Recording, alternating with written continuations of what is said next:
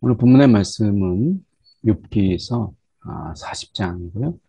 40장 1절에서 24절까지 말씀입니다. 이제 오늘 말씀을 통해서 보려고 하는 것은 이제 하나님과 욥의 대화죠. 그래서 욥이 하나님을 이렇게 하나님의 음성을 듣기 전에는 하나님께 내가 왜 이 고난을 받아야 되느냐. 하나님의 어떤 통치에 그리고 하나님의 공평하심에 문제가 있다. 이제 이렇게 하소연하고 또 하나님 앞에 이렇게 토로하는 그리고 하나님을 이 소송을 거는 이런 욥이었다면 하나님께서 이제 욥에게 묻죠. 하나는 창조적 관점에서 그리고 하나는 이 통치와 정의라고 하는 관점에서 하나님이 욥에게 묻습니다. 그래서 그것에 대해서 너가 한번 대답해 봐라. 너가 그거 할 수 있겠느냐? 라고 하나님이 욥에게 물으시면서 결국 대답할 수 없는 그런 질문들 앞에서 욥이 결국에는 겸손해질 수밖에 없는 어떻게 보면 우리가 이 세상에서 결국 내 중심이죠. 그러니까 내가 부당하면 모든 게 부당한 거고 내가 어떻게 보면 이게 합리적인 것이 아니고 불공평하다 라고 하면 세상이 다 불공평해 보이는 거예요. 그러니까 욥이 가졌던 이 시선은 하나님 중심의 세상이 아니고 자기 중심이었던 거죠. 그러니까 지금까지 욥이 자신을 중심으로 놓고 세상이 공평하냐, 세상이 정말 정의롭냐 라고 하는 것을 보았던 거예요. 그러니까 중심은 나예요. 그러니까 내가 중심으로 세상을 이렇게 보는 것인데, 근데 하나님이 지금 욥에게 질문하시는 것은 과연 너를 중심으로 해서 세상을 보는 것이 맞냐? 결국엔 내가 이 지구를 중심으로 우주를 볼 것이냐? 아니면 우리가 태양계에서 태양을 중심으로 우리가 지구를 볼 것이냐? 라고 얘기했을 때 결국 태양계에서는 지구가 중심이 아니라 태양이 중심으로 해서 모든 것이 움직이고 있다라고 하는 것을 인정할 수밖에 없죠. 물론 우리가 삶을 살아가는 것은 지구이기 때문에 이 태양계 안에서 우리의 관심은 지구예요. 그렇지만 이 태양계의 중심은 지구가 아니라 결국은 태양을 중심으로 해서 우리가 여러 행성들이 돌고 있다라고 하는 것을 우리가 공존하고 있다라고 하는 것을 우리가 알 수 있죠. 그런 의미에서 본다면 우리가 세상의 중심으로 내가 제일 중요하긴 하죠. 그런데 내 중심으로 세상을 바라보면 내 하나의 문제가 모든 것의 문제가 되기도 하고 나의 이 생각하는 정의롭지 못한 일들이 세상의 모든 정의롭지 못한 일을 정의롭지 못하게 보는 거죠.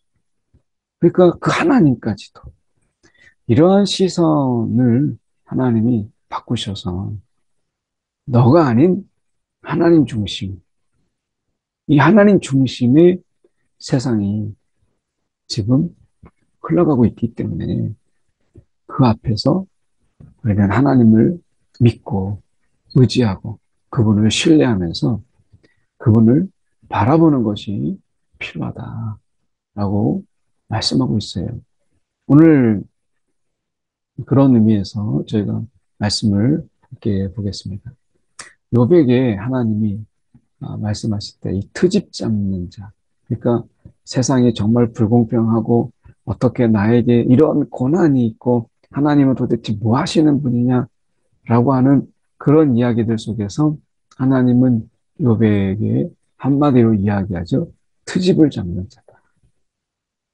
그리고 하나님은 전능자예요. 그래서 트집 잡는 자가 전능자와 다투겠느냐. 욥이 이 트집 잡는 자로서 전능자와 다투겠느냐.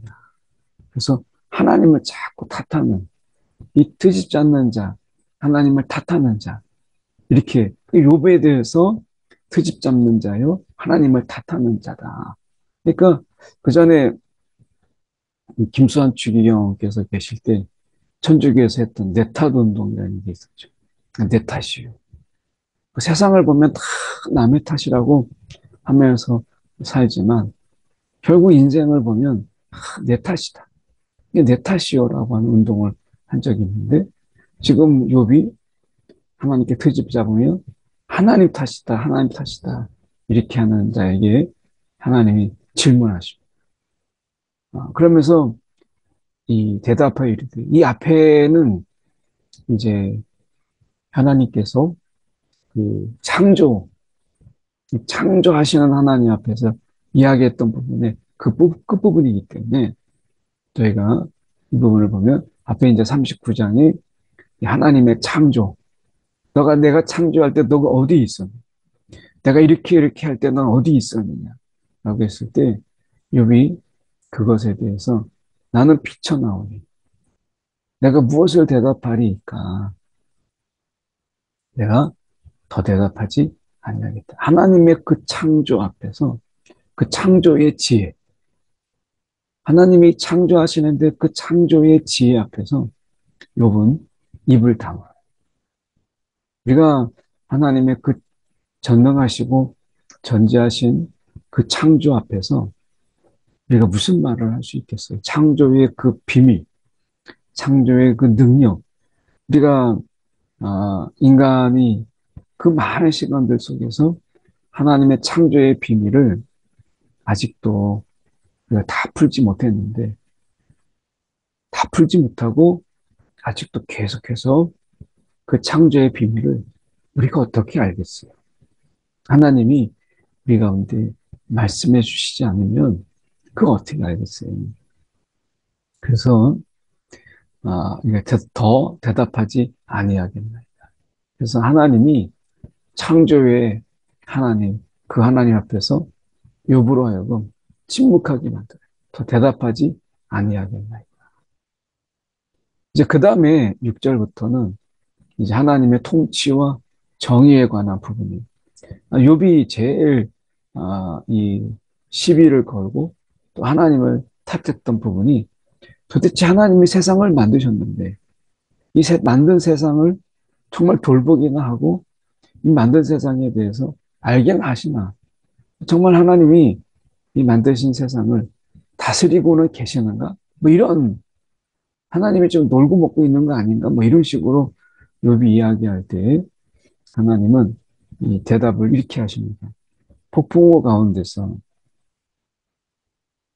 욥에게 일러 말씀하시되 이 폭풍우 하나님의 임재를 강한 임재를 상징하죠. 그래서 욥에게 말씀하시되 내가 묻겠으니 너는 대답할지니라 라고 얘기하면서 공의 정말 내가 그냥 세상을 다스리는데 이 다스림 통치와 공의에 대해서 너가 이것을 인정하지 않고 부정하고 나의 통치에 대해서 너가 시비를 걸겠느냐 이렇게 말씀하실 때 내 의를 여기서 이렇게 말씀하셨어요.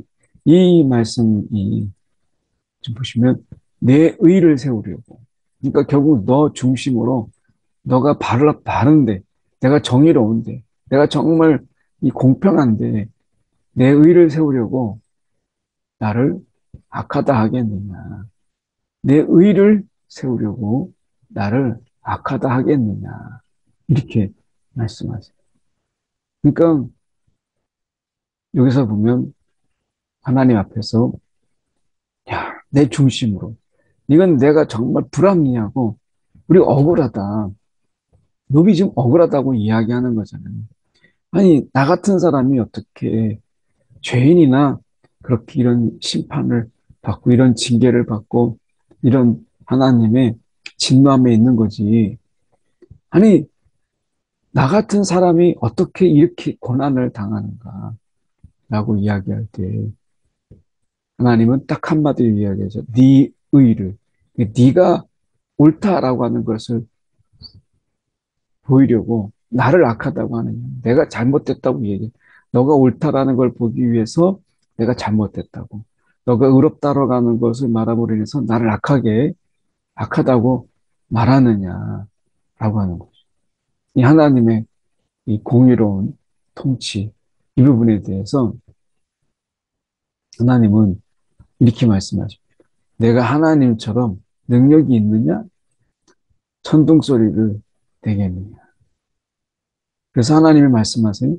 위엄과 존귀로, 위엄과 존귀로 단장하고 영광과 영화를 입어라. 너가 하는 하나님처럼 나처럼 너가 위엄과 존귀로 단장해보고 너가 한번 이 세상을 통치해본다고 해봐라.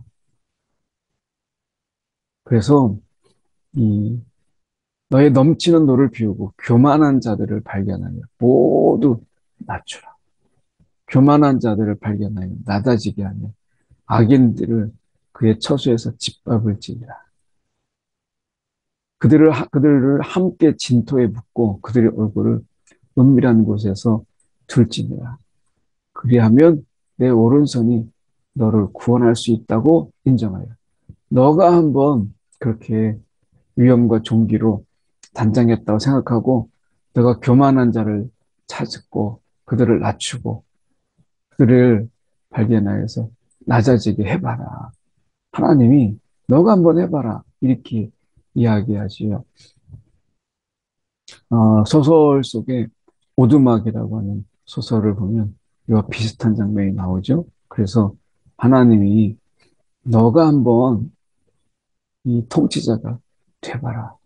그래서 거기에서는 이 통치자가 됐는데 처음엔 옳고 그름의 문제를 가지고 제법 해결하는 것처럼 보였다가 점점 세상의 문제 속에서 이게 옳은지 정말 그런지 옳고 그름이 분명하지 않은 일들이 세상에 너무 많더라는 이게 옳고 그름의 문제가 이 무엇이 옳은지 무엇이 그른지 뭐가 잘못됐는지 이것을 분별한다는 게 너무 어려우니까 이걸 하다가 나중에 지쳐가지고 자기 용량의 초과, 자기 지식과 지혜와 이런 것에 초과가 되니까 끝만 못하겠다.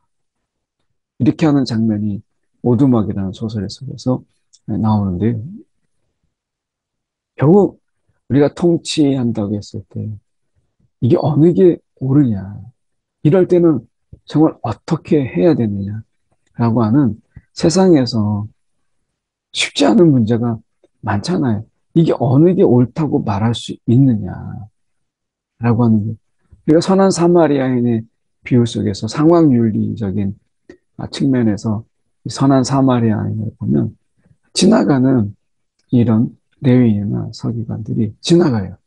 그 지나갈 때 그 내가 지금 예배를 드리러 가야 되는데 거기서 이야기하죠. 예배를 드리러 가야 되는데 내가 부정한 자예요. 피를 흘리고 그리고 강도 만난 자예요.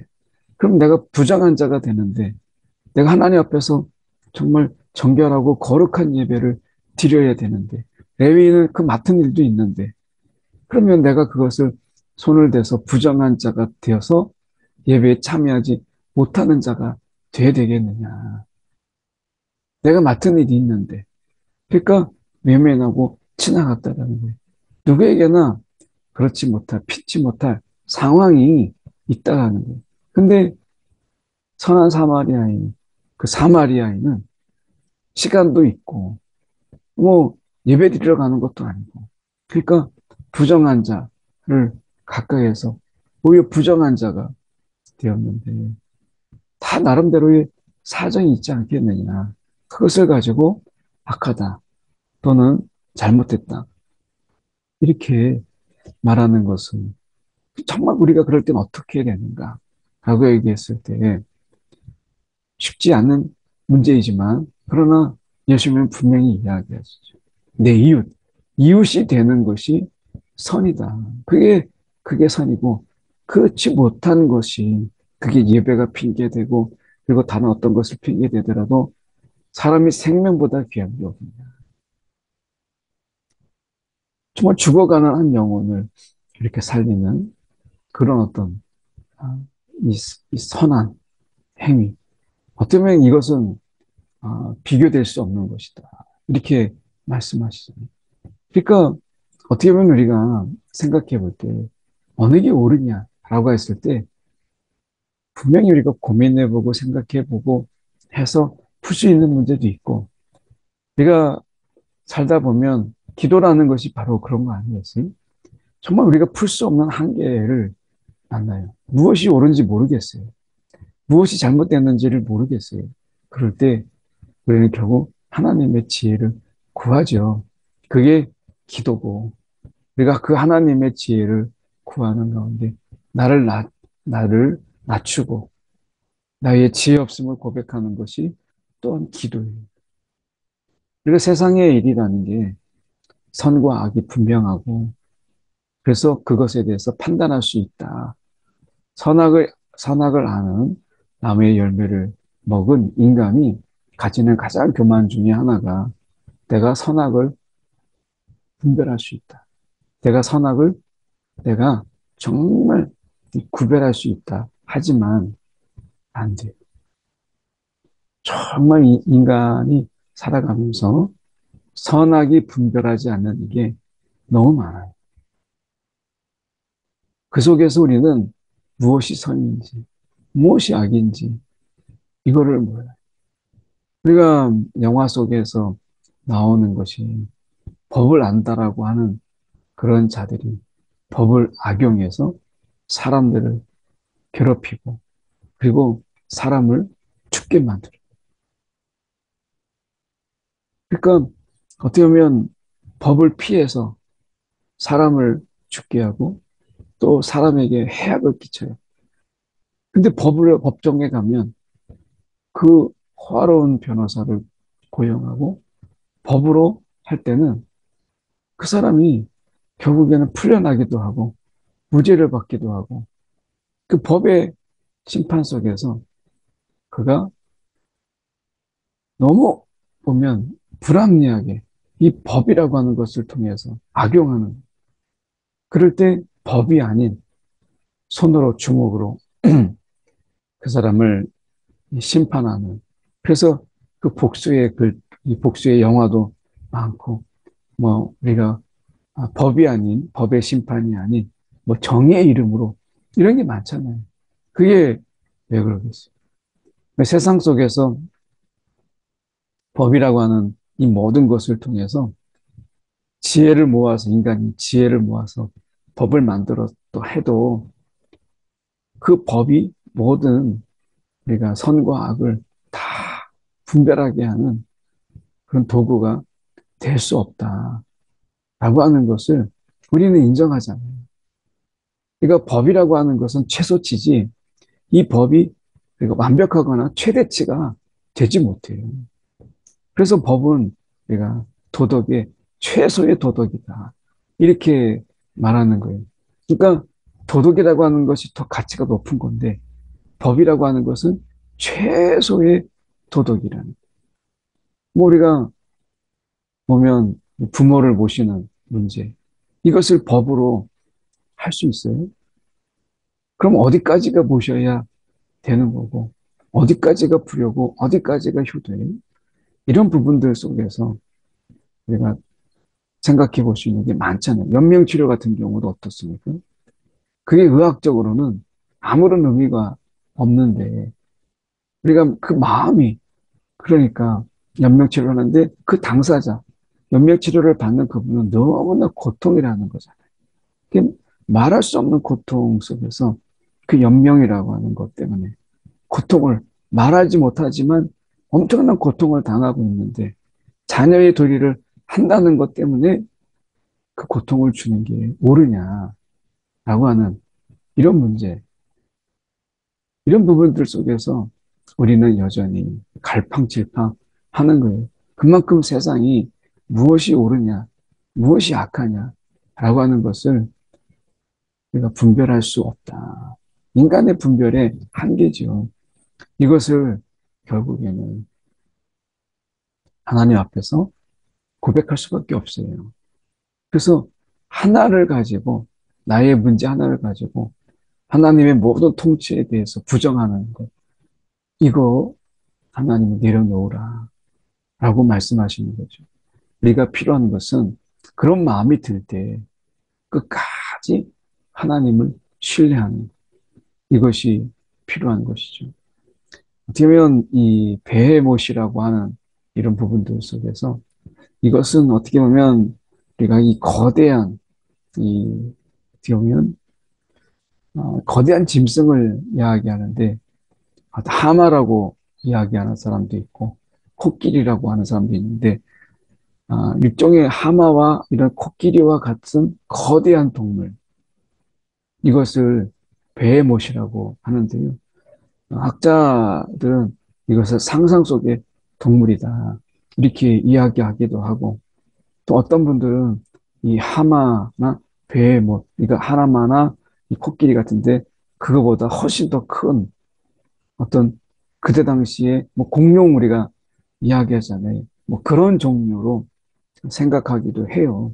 그래서 이것은 정확하게 뭐라고 해석할 수 없기 때문에 그냥 원어를 그대로 쓴 것이거든요. 베헤못. 그래서 어떻게 보면 우리가 뭐 우리식으로 본다면은 어떤 공룡과의 공룡 종류의 큰 지금 뭐 그런 것인데 뭐 티라노사우루스 뭐 이런 같이 거친 이런 강력한 육상에서 강력한 어떤 동물 이렇게 볼 수 있어요.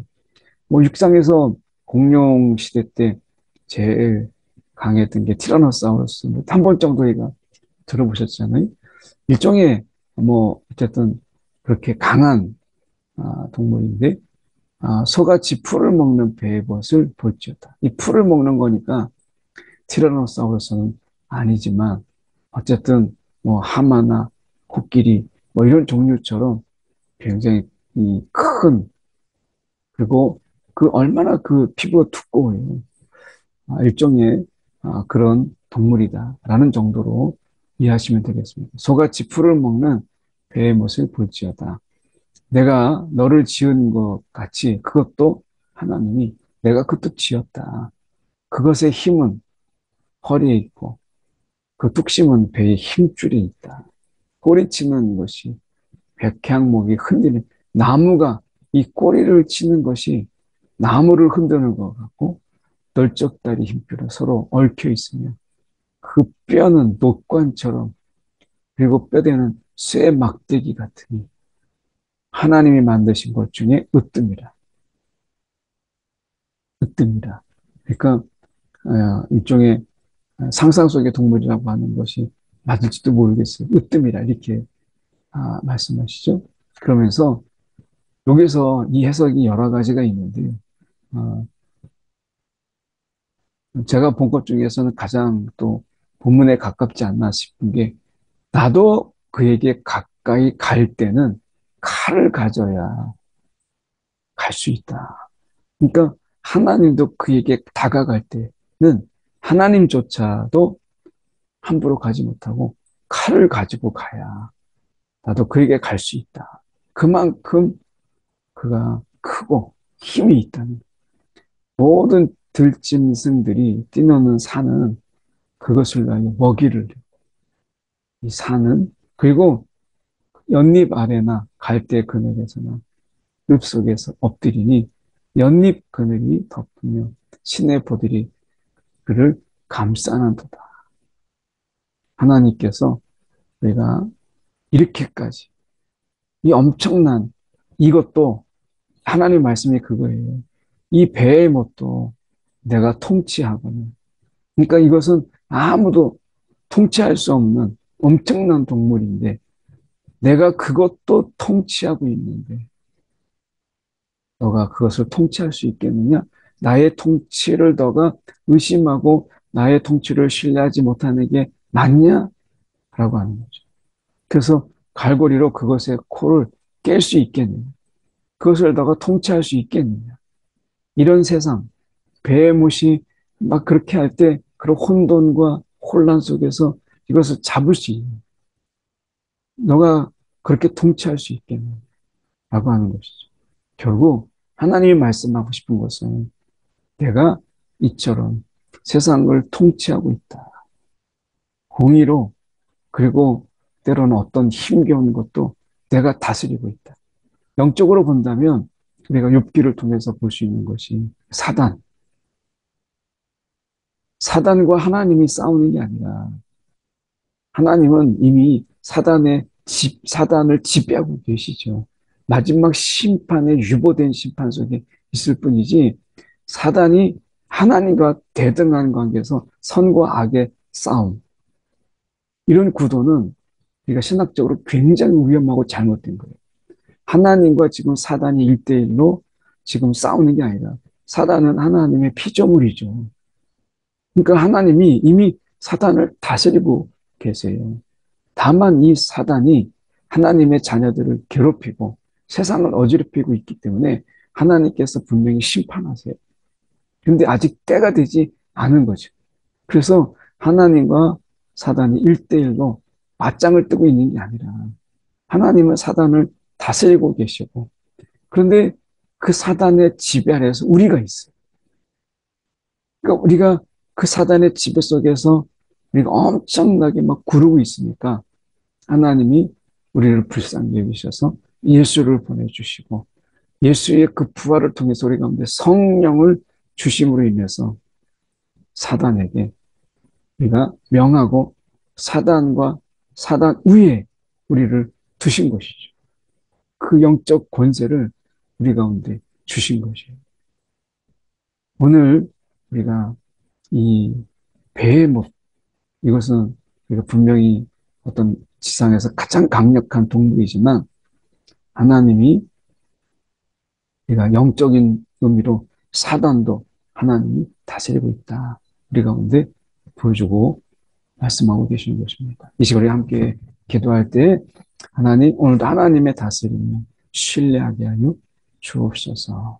하나님을 탓하지 아니하고 오늘 내 중심에서 하나님을 탓하지 않고 나를 돌아보는 자가 되게 하여 주옵소서. 두 가지 함께 기도하겠습니다.